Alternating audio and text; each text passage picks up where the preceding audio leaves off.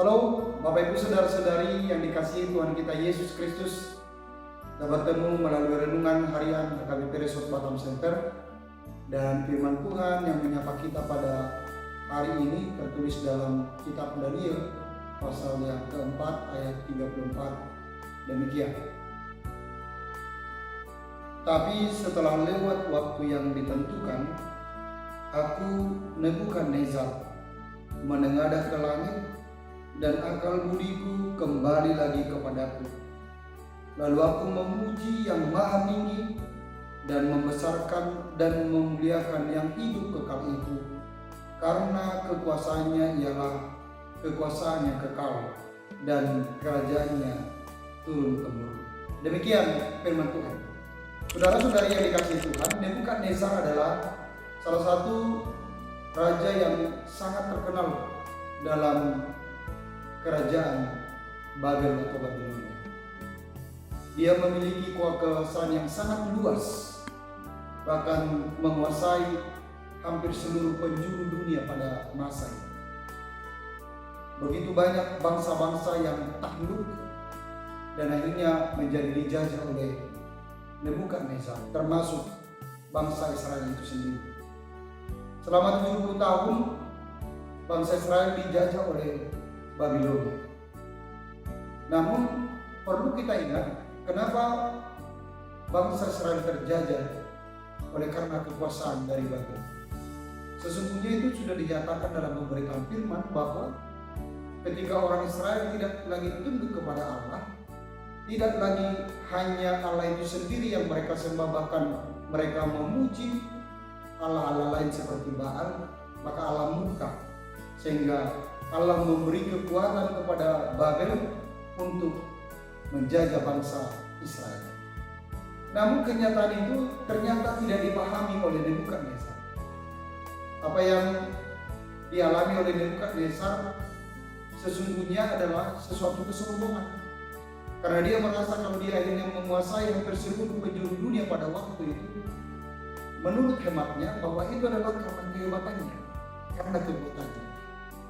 Sehingga dengan sendirinya Nebukadnezar semakin hari semakin menyombongkan. Tentu Tuhan pasti murka kepada orang-orang yang sangat sombong dan congkak. Sebabnya akhirnya Nebukadnezar mengalami satu penyakit yang aneh.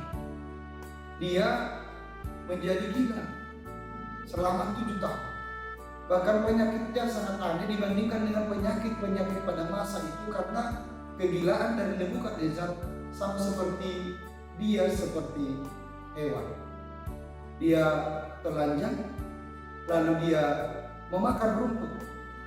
Rambutnya dan kukunya sangat panjang dan tidak terurus.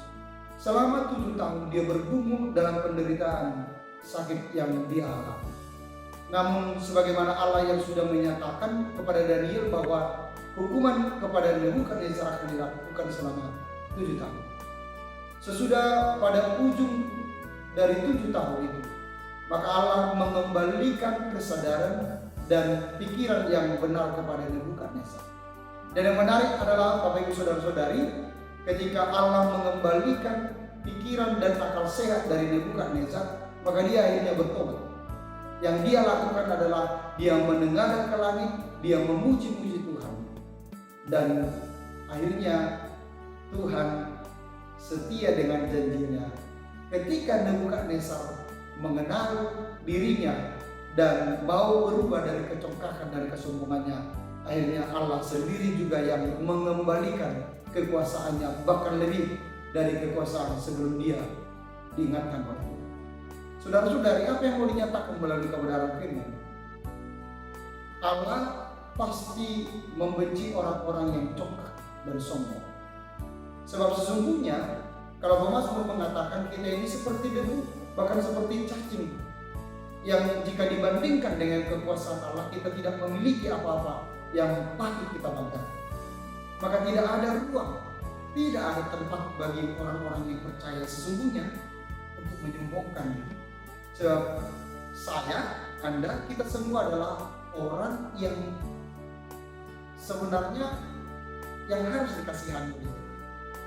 Allah melalui Yesus memberi anugerah kepada kita keselamatan, dan itu diberikan secara cuma-cuma.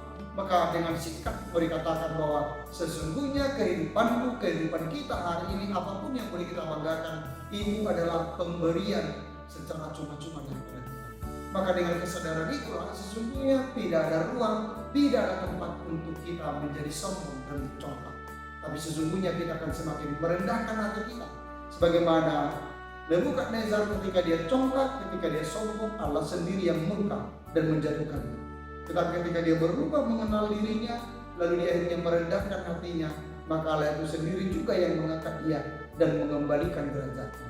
Karena itu biarlah kita boleh bersuka cita dalam seluruh pemberian apapun di dalam kehidupan kita, tetapi jangan pernah menjadi sombong dan congkak, tapi biarlah kita semakin merendahkan hati kita di hadapan Tuhan. Sebagaimana Yakobus 4 ayat 6 dikatakan, Allah menentang orang-orang yang congkak, tetapi mengasihani orang-orang yang rendah hati. Biarlah kita semakin merendahkan hati di hadapan Tuhan melalui seluruh kehidupan kita dan berbagai aktivitas kita. Selamat berkarya, Tuhan Yesus memberkati. Amin.